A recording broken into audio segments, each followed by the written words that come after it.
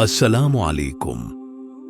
رمضان 24 قل اور ہماری روزانہ کی دعا میں خوش آمدید۔